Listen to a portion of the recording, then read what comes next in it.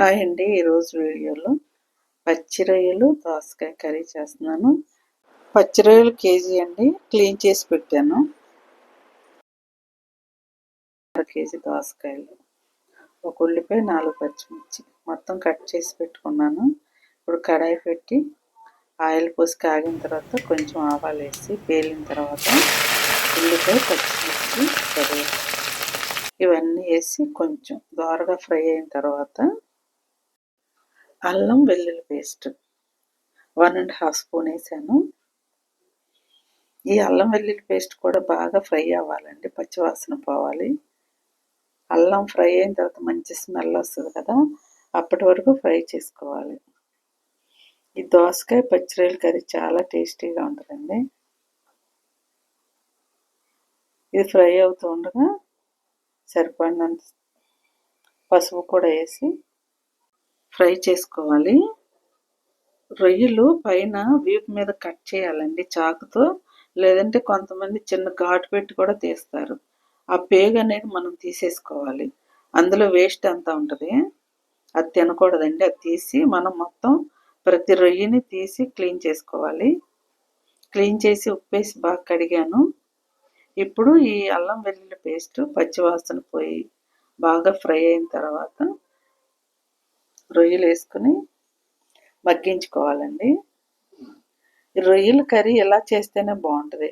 ముందే మనం నూనెలో మగ్గించేసి ఆ వాటర్ అంతా పోయిన తర్వాత డ్రై అయిపోయే వరకు చేసి తీసి మరలా కర్రీ చేసామనుకోండి, అదంతా టేస్ట్ అనిపించదు.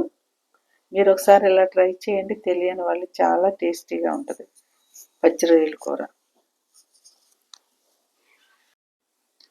ఇలా వేసిన రొయ్యలు మూత పెట్టి కొంచెం మగ్గిస్తే వాటర్ అంతా బయటకు వచ్చేస్తుంది.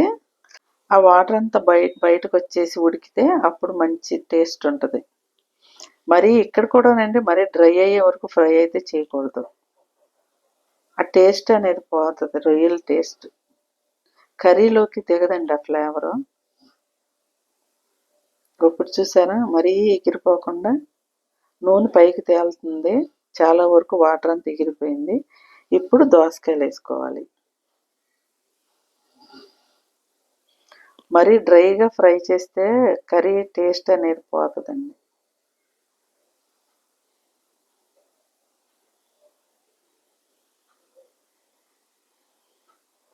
ఇప్పుడు కట్ చేసి పెట్టుకున్న దోసకాయలు మన ఇష్టం అండి, మనం ఏ రకంగా అయినా కట్ చేసుకోవచ్చు, చిన్నగా పెద్దగా.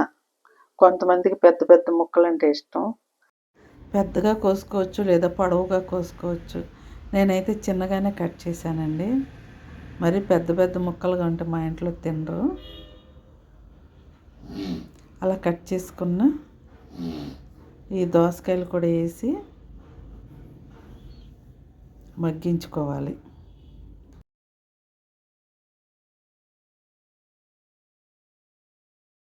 టైంలో మనం దోసకాయ ముక్కలు వేసి పెద్ద టమాటా ఒకటి కట్ చేశానండి, ఆ టమాటా కూడా వేసుకోవాలి. ఇప్పుడే దోసకాయలు చిన్న ముక్కలు కట్ చేశాను కాబట్టి త్వరగా మగ్గిపోద్ది. టమాటా కూడా వేసి ఇప్పుడు ఉప్పు, కారం అన్నీ వేసుకోవాలండి. సాల్ట్ కూడా ఇప్పుడు వేసామనుకోండి, టమాటాలు కూడా చక్కగా మగ్గిపోయి బాగుంటుంది కర్రీకి. 1.5 స్పూను సాల్ట్ కూడా వేసి మూత పెట్టాలి. ఇప్పుడు కొంచెం సేపు మగ్గించుకుని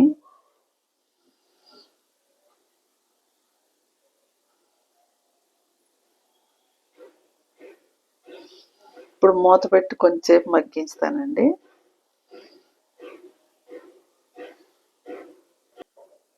ఇలా కొంచెం మగ్గిన తర్వాత కర్రీకి సరిపడినంత కారం వేసుకోవాలి. నేనైతే ఫుల్గా 2 స్పూన్లు వేసాను. మీకు తక్కువ కావాలనుకుంటే తక్కువ, ఇంకెక్కువ కావాలనుకుంటే ఎక్కువ వేస్తాను. మసాలా పౌడర్ కూడా వేస్తాను కాబట్టి 2 స్పూన్లు వేసానండి.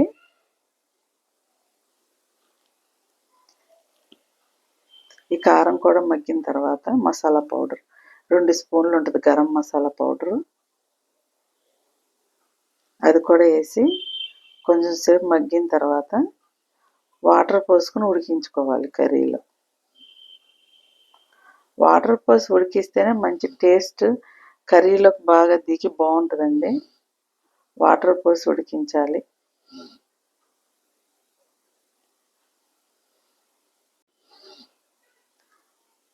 కర్రీ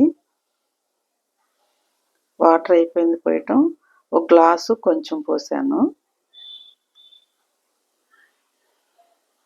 ఇప్పుడు మూత పెట్టి ఉడికించి ఉడికిపోతుంది, ఇంకా ఒక 5 నిమిషాలు దించుతా ఉన్నప్పుడు నేనైతే కొత్తిమీర ముందే వేస్తాను. మీరు చివర్లో దింపే ముందు వేసుకుందాం అనుకుంటే వేసుకోవచ్చు. కర్రీలో కొత్తిమీర అనేది ఉడికితేనే బాగుంటుందండి.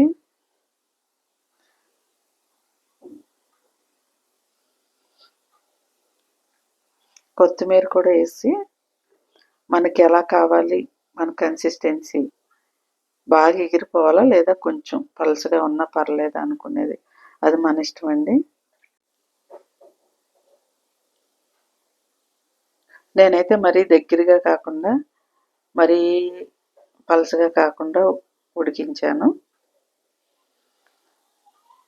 చూసారుగా, మా కర్రీ నచ్చితే లైక్ చేయండి, మీ ఫ్రెండ్స్కి ఫ్యామిలీ మెంబర్స్కి షేర్ చేయండి. మా వీడియోస్ ఎలా ఉంటున్నాయో కామెంట్ కూడా చేయండి.